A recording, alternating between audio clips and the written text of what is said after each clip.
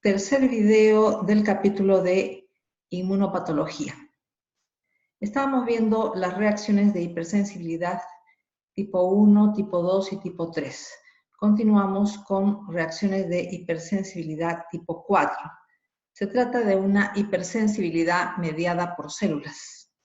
Entonces intervienen linfocitos CD4, CD8 y macrófagos activados por citoquinas producidas por CD4. Ejemplos.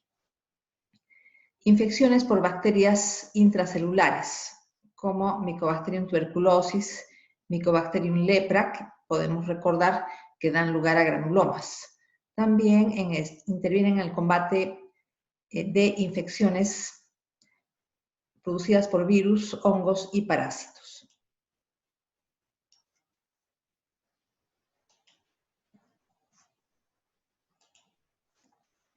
Otros ejemplos de reacción de hipersensibilidad tipo 4, dermatitis de contacto, algunas formas de rechazo de trasplantes, reacción a la tuberculina, o sea, el PPD. En la diabetes mellitus tipo 1 se produce la destrucción de los islotes de Langerhans por linfocitos de CD8. En la esclerosis múltiple se produce la destrucción de la mielina del tejido nervioso, pero aquí intervienen tanto las células CD4 como las células CD8. En este tipo de reacciones, el antígeno es presentado a las células CD4, que montan una respuesta tipo TH1 con secreción de citoquinas, lo cual promueve la inflamación. Y la inflamación daña los tejidos del huésped.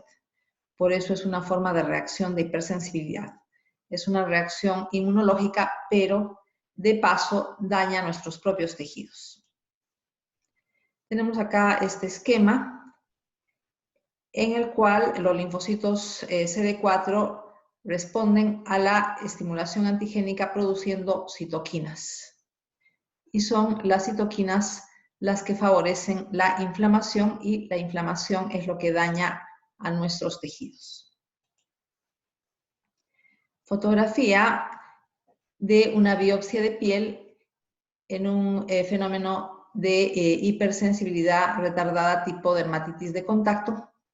Se observa una infiltración perivascular por linfocitos T y fagocitos, además de edema. Se puede formar inclusive una ampolla por el edema de la dermis. El edema en el cortisológico se ve como una separación de los componentes del tejido. Tenemos acá una tensión inmunistoquímica para la molécula CD4. La positividad por inmunistoquímica se ve de color marrón. Entonces, lo que se va a ver es células tipo linfocito de coloración marrón oscuro.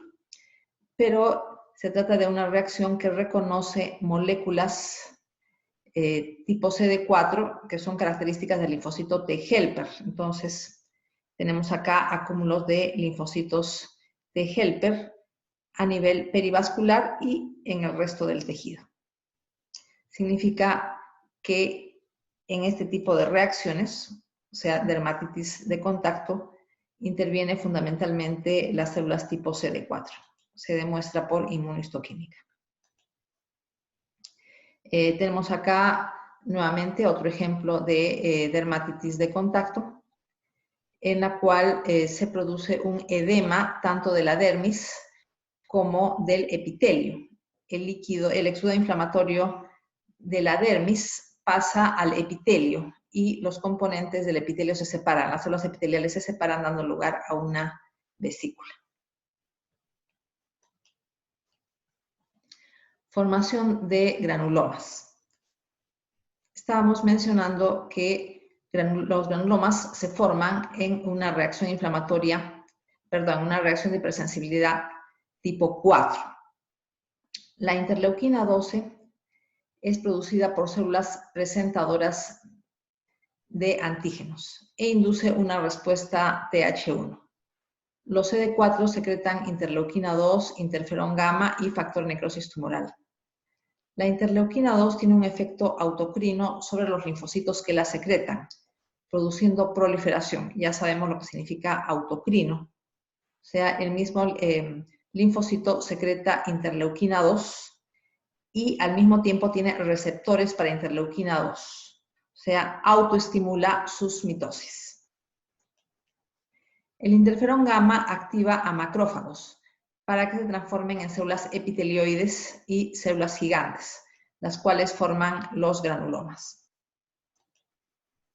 Acá se ve entonces que la célula que presenta antígenos, por el mismo hecho de presentar antígenos, ya está activando al linfocito CD4, pero al mismo tiempo también secreta interleuquina 12.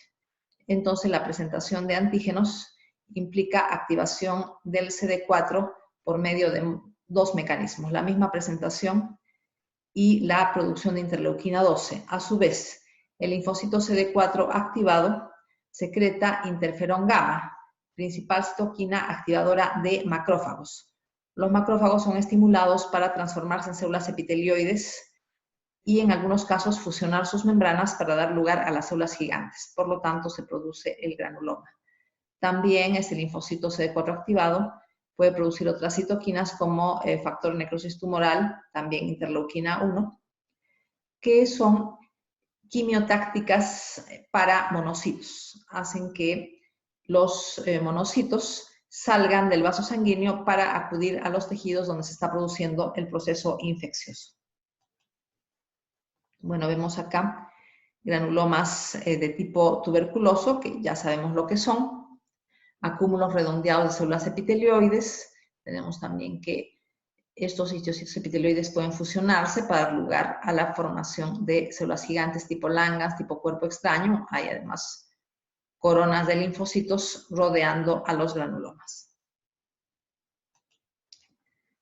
Tenemos que la citotoxicidad mediada por linfocitos CD8 forma parte de las reacciones de hipersensibilidad tipo 4, porque es una hipersensibilidad celular, y los linfocitos CD8 son células del sistema inmunológico. Intervienen los CD8 en la destrucción de células infectadas por virus, en el rechazo de trasplantes y en la destrucción de las células tumorales. Los péptidos derivados de proteínas virales, de proteínas extrañas de los tejidos trasplantados y de proteínas reconocidas como extrañas de tumores se presentan a los linfocitos CD8. Sabemos que estos péptidos antigénicos son presentados al CD8 mediante las moléculas del complejo mayor de histocompatibilidad de la clase 1. Los CD8 destruyen a las células que presentan estos antígenos induciendo apoptosis. Tenemos aquí dos mecanismos. Tenemos la activación de la vía extrínseca de la apoptosis por medio del ligando de Fas y también por el sistema perforina-granzima, que igualmente es usado por linfocitos NK para la inducción de apoptosis, activando directamente caspasas ejecutoras. Sistema perforina-granzima. Los linfocitos citotóxicos contactan con las células que van a destruir. Se libera perforina, que se inserta en las membranas celulares de la célula que está próxima a destruirse, produciéndose poros, evidentemente, por eso se llama perforina, y por estos poros ingresa agua, produciendo hinchazón celular y lisis osmótica. También por los mismos poros ingresa granzima, que activa de forma directa caspasas ejecutoras para la apoptosis. Tenemos acá un esquema del sistema perforina-granzima. Se observa que se forman estos poros. Por estos poros ingresa agua, ingresa también electrolitos e ingresa la molécula granzima para la activación directa de caspasas. Tenemos el otro mecanismo.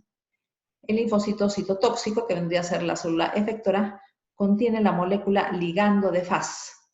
Y la célula a destruir tiene la molécula Fas, que sabemos que pertenece a la familia de receptor del factor de necrosis tumoral. Se produce esta interacción que activa la vía extrínseca de la apoptosis. Bueno, aquí tenemos un esquema para ilustrar la destrucción directa de las células por medio de linfocitos T citotóxicos, pero previamente tiene que haber una sensibilización de estos linfocitos T citotóxicos, ¿no? Por parte de la célula presentadora de antígenos. Ya hemos recordado que se utiliza MHC de la clase 1, porque se trata de la presentación de antígenos sintetizados en la misma célula. Pueden ser antígenos virales, pueden ser antígenos tumorales y también antígenos de tejidos trasplantados. Dejamos todo lo que son reacciones de hipersensibilidad. Hemos visto reacciones de hipersensibilidad del tipo 1 al tipo 4 y pasamos al tema de autoinmunidad. En el caso de una reacción autoinmune, las células T o anticuerpos reconocen antígenos propios. Debe haber un daño directo a los tejidos para hablar de una reacción autoinmune y no debe existir otra causa que explique el trastorno. No es una reacción autoinmune la producción de autoanticuerpos con posterioridad al daño del tejido, por ejemplo, en la necrosis.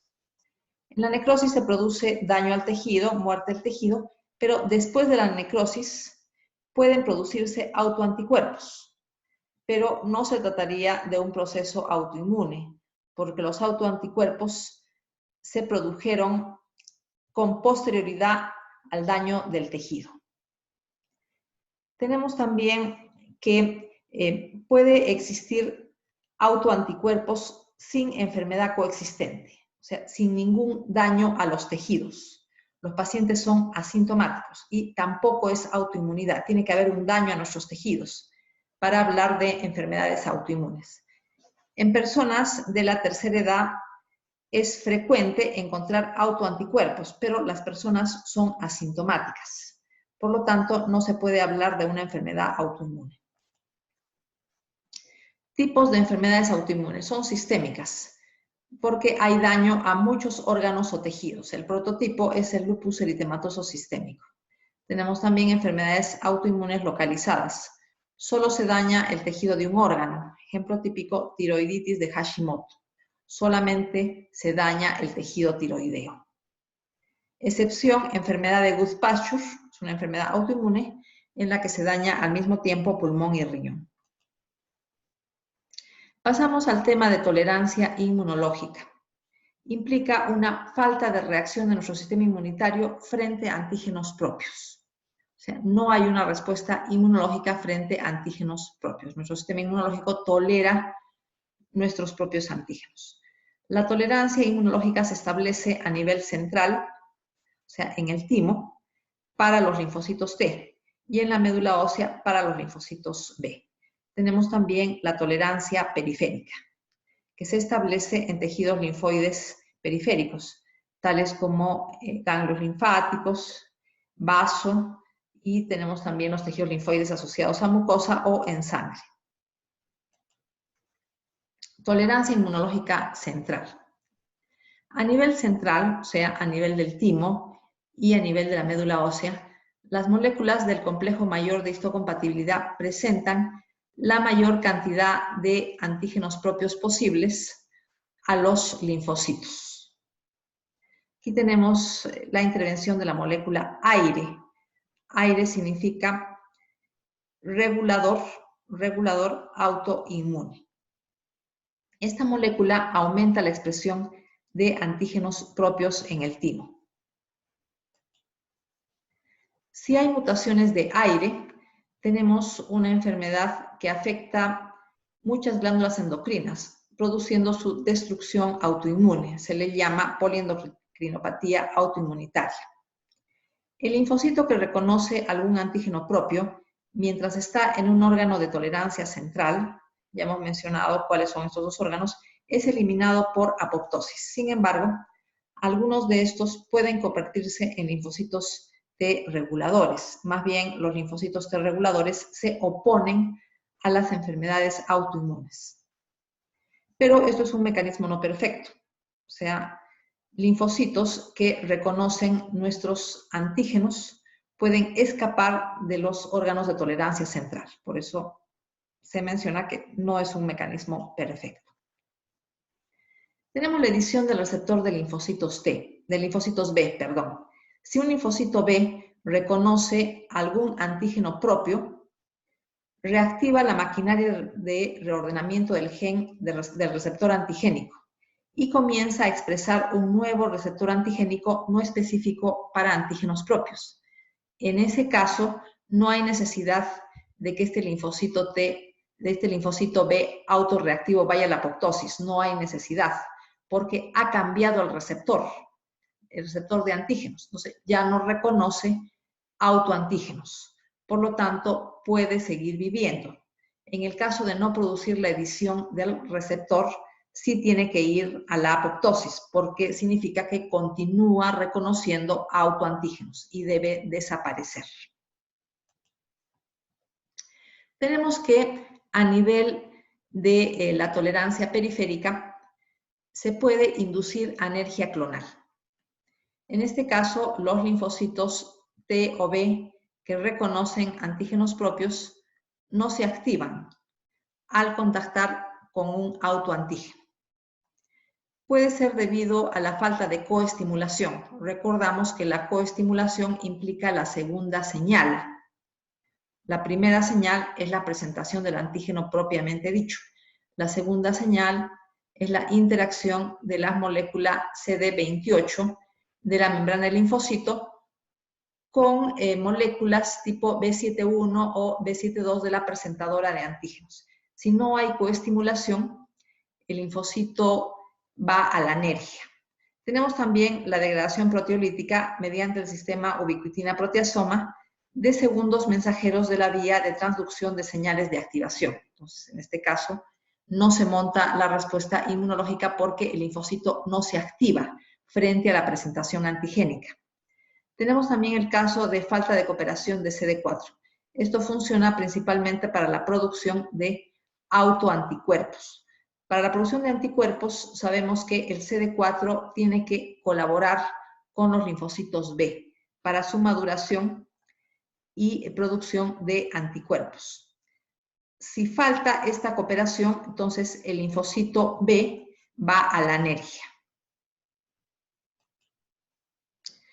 Tenemos que B7-1 y B7-2 de la célula presentadora de antígenos puede contactar no con CD28, sino con un receptor inhibidor que se llama CTLA4. El CTLA4 tiene mayor afinidad por B7, tanto B7-1 como B7-2, y esta interacción da lugar a anergia clonal. Se estimula la inhibición. Si B7-1 y B7-2 contactan con CD28, hay activación, viene a ser la segunda señal, es la coestimulación. Si B7-1 y B7-2 en lugar de CD28 reaccionan con CTLA4, que también está en la membrana del linfocito T, se produce una inhibición y por lo tanto anergia clonal. Tenemos otro receptor inhibidor, PD1. P viene de programada y D viene de death, que significa muerte. Entonces, muerte programada es lo que significa estas siglas, PD. Y este receptor inhibidor se une a dos ligandos existentes en una amplia variedad de células, como PDL1, viene del ligando, y PDL2. Y ahí se produce una inhibición, por lo tanto, anergia clonal. Se bloquea la respuesta inmunológica. Se ha visto que ratones de experimentación con inactivación de CTLA4 experimentan una proliferación linfoide masiva y enfermedades autoinmunes. Supresión de la autoinmunidad por células T reguladoras. Se trata de un subgrupo de linfocitos T que suprimen respuestas autoinmunes. Si bien reconocen autoantígenos, más bien bloquean la respuesta a estos autoantígenos. Puede ser mediante la secreción de citoquinas antiinflamatorias, como la interleuquina 10 y el factor transformante de crecimiento beta. Estas células T reguladoras expresan constitutivamente la molécula CD25, que es la cadena alfa del receptor de interleuquina 2. Ya hemos visto a la interleuquina 2 como un mitótico de linfocitos, y tienen también el factor de transcripción FOXP3. Este es un factor de transcripción propio de los linfocitos T CD4 reguladores, o también llamados supresores. Se cuenta también con la inducción de apoptosis para eliminar linfocitos T autorreactivos como un mecanismo de tolerancia periférica. Se aumenta la expresión de BIM, que es una molécula proapoptótica sin moléculas antiapoptóticas. Y también se tiene que el linfocito autorreactivo puede expresar de manera simultánea Fas y ligando de Fas, yendo a la apoptosis, presentando las dos moléculas al mismo tiempo. Las mutaciones en el gen Fas, mutaciones heredadas en el gen Fas, dan lugar a un síndrome linfoproliferativo autoinmunitario. Tenemos el mecanismo de secuestro antigénico. Implica la falta de exposición de antígenos periféricos al sistema inmunológico. Por ejemplo, proteínas de los testículos, del ojo y del cerebro nunca han estado en contacto con nuestro sistema inmunológico. Por lo tanto, sus proteínas son extrañas a nuestro sistema inmunológico. No hay una reacción autoinmune de manera normal, porque son antígenos que de manera normal no están en contacto con células del sistema inmunológico. Sin embargo, algunas veces estos antígenos que están secuestrados pueden pasar a la sangre y entrar en contacto con nuestro sistema inmunológico. Por ejemplo, cuando ha habido pasaje de estos antígenos a la sangre después de un traumatismo. Entonces va a haber una respuesta inmunológica de todas maneras, porque las proteínas de estos órganos son vistas por el sistema inmunológico como extrañas.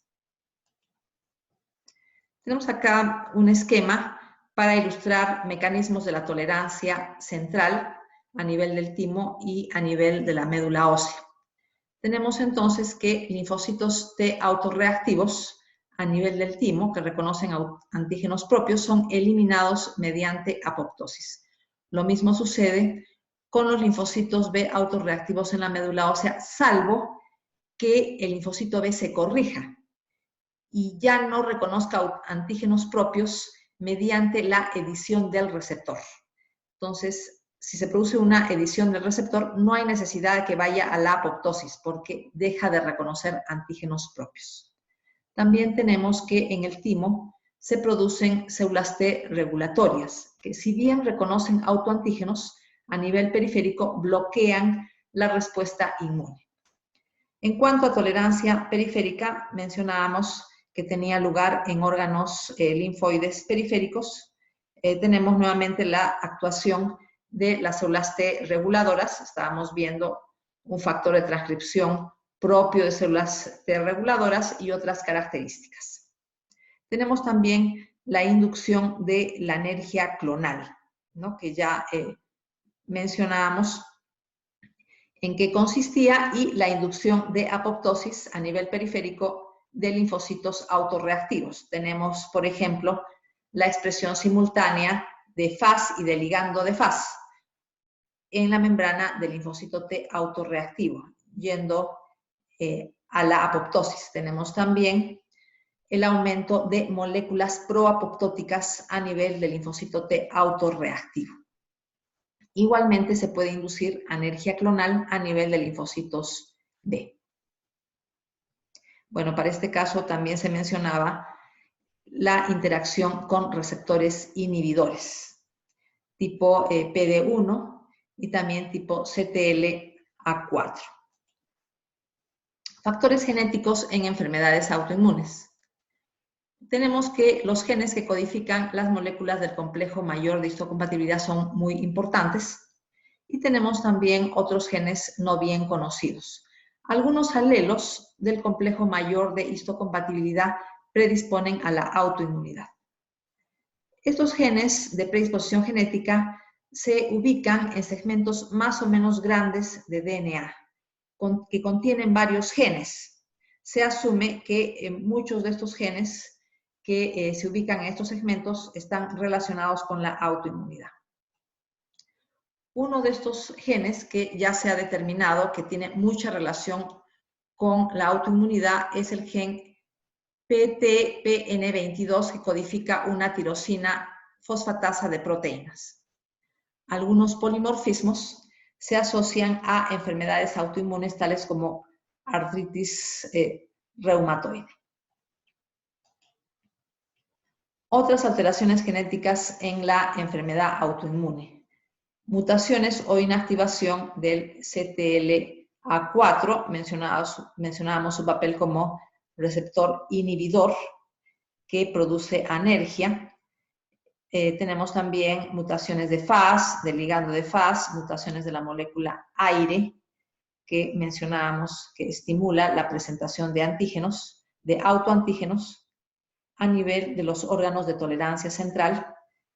También mencionábamos la molécula PD1, la cadena alfa del receptor interleuquina 2, receptor interleuquina 7, se ha visto que están relacionados con enfermedades autoinmunes. Inactivación de un receptor especial de la porción FC de las inmunoglobulinas. Este receptor particular se encuentra en la membrana del linfocito B.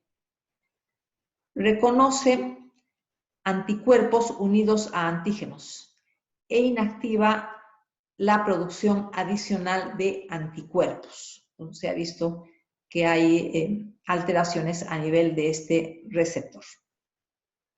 Lo más frecuente es la existencia de alteraciones de varios genes al mismo tiempo, varios genes que favorecen respuestas inmunológicas de tipo autoinmune contra los propios tejidos. Cada uno de estos genes contribuye a la predisposición genética a estas enfermedades autoinmunes, pero de manera pequeña. Infecciones y enfermedad autoinmune. Las infecciones causan inflamación. Y esta inflamación también está ligada a la secreción de citoquinas inflamatorias y aumento de la expresión de coestimuladores en las células presentadoras de antígenos. Las mismas presentadoras de antígenos pueden secretar citoquinas inflamatorias. Tenemos también el fenómeno denominado mimetismo molecular. Los agentes infecciosos pueden tener secuencias genéticas que se encuentran en algunas proteínas de nuestro organismo, dando lugar a una reacción inmune cruzada. En el caso de la fiebre reumática, tenemos un fenómeno de mimetismo molecular. La fiebre reumática es causada por el estreptococo beta hemolítico del grupo A, que tiene proteínas similares a las proteínas del miocardio y válvulas cardíacas. Entonces, los anticuerpos anti-estreptococo experimentan una reacción cruzada con proteínas del miocardio y válvulas cardíacas, produciendo un proceso inflamatorio a nivel del corazón. Tenemos, para continuar, alteración de proteínas normales del huésped, producto de la infección, haciendo que sean reconocidas como extrañas para el sistema inmune. Tenemos también la liberación de antígenos secuestrados. Un mecanismo de liberación de antígenos secuestrados es el traumatismo. Hace que antígenos de órganos que nunca han estado en contacto con el sistema inmunológico pasen a la sangre. Pero no solamente se puede producir mediante traumatismo, sino también mediante un proceso infeccioso que dañe al tejido para producir su muerte, para producir necrosis. Entonces, también de esta manera pueden pasar antígenos secuestrados a la sangre. Epitopos crípticos expuestos por infección. Epitopos crípticos significa epitopos escondidos. Son autoantígenos reconocidos como propios por el sistema inmune, que tienen zonas de la molécula que nunca han tomado contacto con el sistema inmunológico, debido a que están ocultos por la estructura secundaria o terciaria del autoantígeno. Pero por procesos infecciosos se puede producir alteración de estas proteínas, y estas proteínas nuestras pueden exponer zonas que no son reconocidas como propias por nuestro sistema inmunológico. Nunca ha estado en contacto con estos epitopos por su posición dentro de la proteína.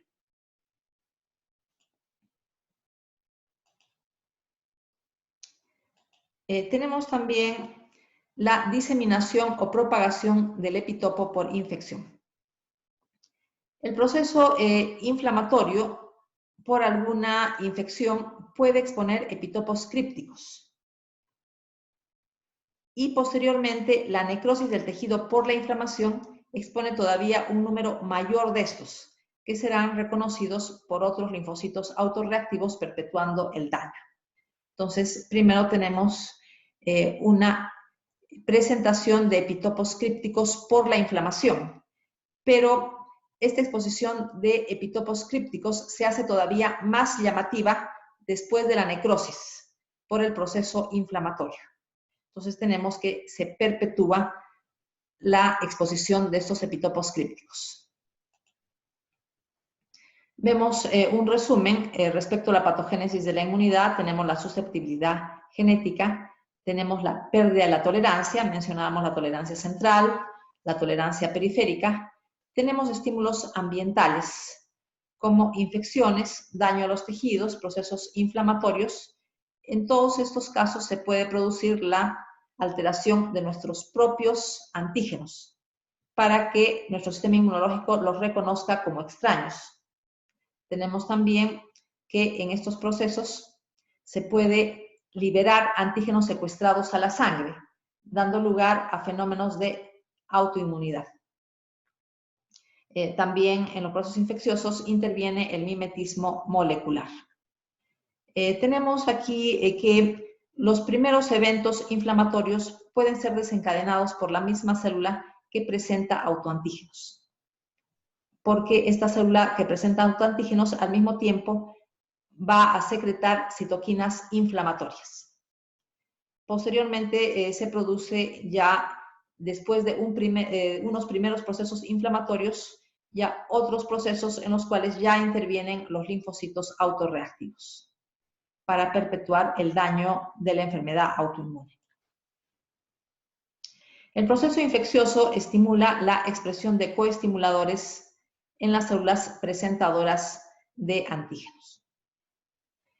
Bueno, ya sabemos que la respuesta inmunológica se hace más potente, o mejor dicho, se completa con la segunda señal, ¿no? La primera señal, presentación del antígeno, y la segunda señal, la interacción de la molécula CD28 con proteínas B7, B7-1, B7-2 de la célula presentadora de antígenos, para que se complete la activación de linfocitos autorreactivos.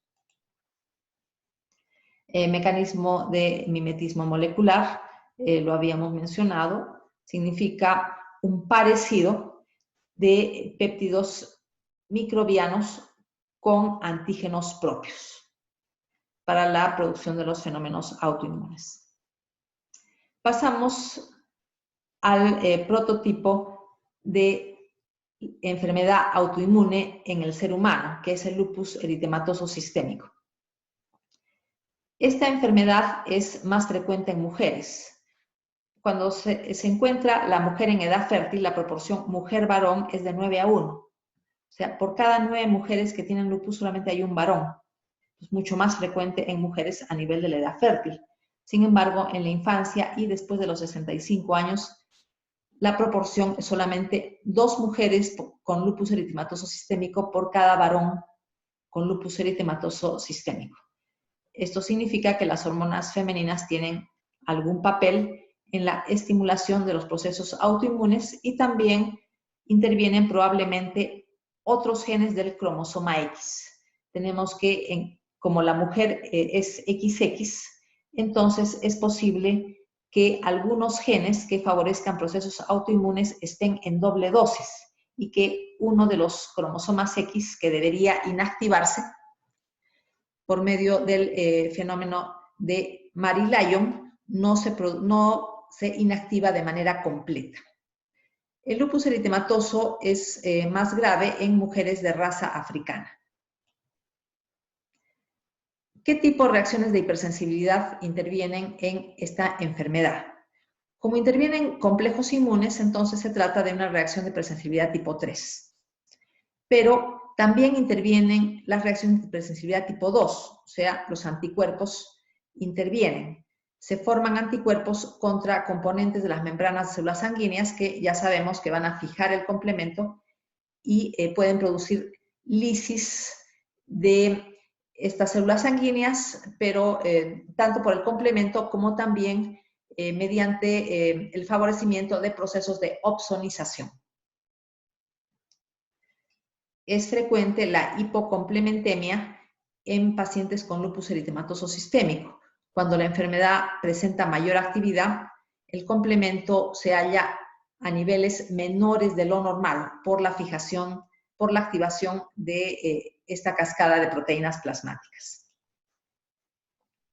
En el lupus eritematoso sistémico se forman anticuerpos contra una gran variedad de antígenos nucleares, antígenos citoplasmáticos y antígenos de las membranas de las células sanguíneas. Dentro de los antígenos nucleares, tenemos que se producen anticuerpos contra el DNA. Por ejemplo, anticuerpos contra el DNA nativo, también se llama DNA bicatenario. También se producen anticuerpos contra las histonas, o sea, proteínas que se asocian al ADN.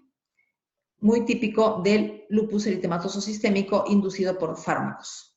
Tenemos también que se producen anticuerpos, antiproteínas no histónicas ligadas al RNA.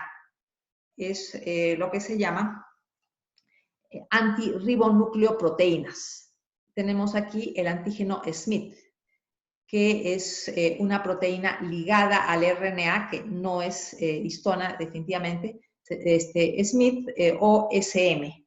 Es un anticuerpo típico de lupus. Tenemos los anticuerpos anti-SSA y anti-SSB. SS significa síndrome de Sjögren, que es una enfermedad autoinmune también. Son anticuerpos antirribonucleoproteínas, o sea, proteínas no histónicas que se asocian al RNA. Tenemos los anticuerpos anticentrómero, que se observan en la esclerodermia limitada. Se llama también síndrome CREST, la esclerodermia limitada. Anticuerpos contra la topoisomerasa 1 del DNA. Se forman en la esclerosis sistémica difusa. Estos anticuerpos contra la topoisomerasa 1 también se les llama anticuerpos SCL70. SCL viene de esclerosis, es una abreviación de esclerosis, porque se encuentran en la esclerosis sistémica difusa. Tenemos que en las miopatías inflamatorias se forman anticuerpos anti-RNA histidil sintetasa, se llaman anti-HO1. Patrones de inmunofluorescencia indirecta de anticuerpos antinucleares.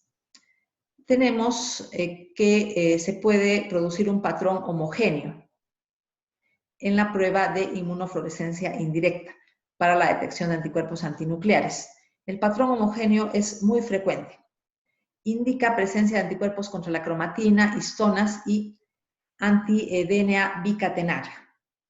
Anti-DNA bicatenario es un anticuerpo típico del lupus eritematoso sistémico, igual que lo es los anticuerpos contra el antígeno SMIT, anti-SM. Tenemos entonces patrón homogéneo, o sea, es una inmunofluorescencia homogénea en todos los núcleos. Tenemos también aquí el patrón homogéneo, es una inmunofluorescencia homogénea. Tenemos también el patrón periférico o en anillo. Indica la presencia de anticuerpos anti-DNA bicatenario, típicos de lupus, y antiproteínas de la envoltura nuclear. Entonces, periférico o en anillo. La fluorescencia está resaltada en la periferia del núcleo. Patrón moteado. Implica la presencia de pequeños puntos de fluorescencia. Se asocia a anticuerpos contra componentes nucleares que no son DNA. Por ejemplo, contra el antígeno Smith, que estábamos mencionando, que más bien son ribonucleoproteínas, o sea, proteínas no histónicas asociadas al RNA. Tenemos también otras antirribonucleoproteínas tipo SSA y SSB, ¿no? O sea, SS de síndrome de Sjögren. Entonces, patrón moteado significa varios puntos pequeños de fluorescencia. Varios puntos pequeños de fluorescencia. Se ve también acá, puntos pequeños de fluorescencia. Tenemos el patrón nucleolar, típico de la esclerosis sistémica. En el caso del patrón nucleolar se ven pocos puntos gruesos de fluorescencia. Pocos puntos gruesos de fluorescencia. Venimos acá. Los puntos son bastante gruesos de fluorescencia, pero son muy pocos. Tenemos también el patrón anticentrómero. El patrón anticentrómero se observa en la esclerosis sistémica, pero patrón anticentrómero implica puntos gruesos de fluorescencia, a diferencia del patrón moteado. El patrón moteado implica puntos muy finos de fluorescencia y patrón anticentrómero, puntos gruesos de inmunofluorescencia, pero son pocos por cada núcleo. Factores genéticos en el lupus eritematoso sistémico. Hasta el 20% de familiares de primer grado de estos pacientes tienen autoanticuerpos, aunque no tengan enfermedad clínica. Esto subraya la importancia de los factores genéticos en esta enfermedad. Los gemelos monocigóticos tienen una tasa de concordancia mayor al 20%. Sin embargo, está muy lejos del 100%. Esto implica que los factores genéticos tienen una importancia, pero no son determinantes. Intervienen también factores ambientales. Esta tasa de concordancia del 20% o mayor indica pues que la genética no lo es todo. En el caso de las enfermedades autoinmunes, intervienen factores ambientales. En gemelos disigóticos, o sea, en gemelos fraternos, que tienen un parecido genético igual a de los hermanos en general, es de 1 a 2%. Es una concordancia que es más o menos baja. Nuevamente, esto subraya la importancia de factores ambientales y de otros componentes genéticos también. Deficiencias genéticas de los primeros componentes del complemento, C2, C4 y C1q, dan lugar a cuadros clínicos de lupus eritematoso sistémico, probablemente por falla de la vía clásica, que es útil para eliminar los complejos inmunes mediante opsonización. Entonces, probablemente estas deficiencias hagan que los complejos inmunes se depositen en los tejidos fijando complemento, porque no han sido eliminados de manera correcta. Tenemos que, de todas maneras, tiene que producirse un escape de la tolerancia central y tolerancia periférica. Hay una disminución de la apoptosis de linfocitos B autorreactivos, que puede producirse tanto a nivel de los órganos de tolerancia central como de los órganos de la tolerancia periférica. En cuanto a los linfocitos B, Para la producción de autoanticuerpos, el linfocito B requiere la colaboración del linfocito CD4, que también debe reconocer autoantígenos para efectuar esta colaboración. Tenemos otras moléculas importantes, como por ejemplo la molécula BAF, que significa factor activador de la célula B, factor activador de la célula B, que es un miembro de la familia del factor necrosis tumoral con acciones antiapoptóticas sobre los linfocitos B. Los linfocitos B tienen receptores de BAF y esta acción de BAF sobre su receptor favorece la supervivencia de los linfocitos B. Evidentemente es la supervivencia de linfocitos B autorreactivos. Un papel similar tiene la molécula April. La molécula April que tiene receptores en la membrana del linfocito B, estos receptores se denominan BCMA, favorecen igualmente la supervivencia de linfocitos B autorreactivos y también son moléculas promitóticas, o sea, las moléculas tipo April son moléculas promitóticas. Estas moléculas que favorecen la sobrevivencia de linfocitos B autorreactivos son secretadas por los monocitos o células dendríticas. A su vez, estos monocitos, células dendríticas, secretan otras citoquinas que pueden favorecer la respuesta inmunológica, como los interferones. Acá tenemos un resumen de la patogénesis del lupus eritematoso. Tenemos los factores genéticos de susceptibilidad. Tenemos también los factores ambientales, por ejemplo, la radiación ultravioleta, que puede convertir al DNA propio en un DNA que es reconocido por nuestro sistema inmunológico. Pueden producir alteraciones en el DNA para hacerlo autorreactivo. Tenemos también que se postula fallas en la apoptosis.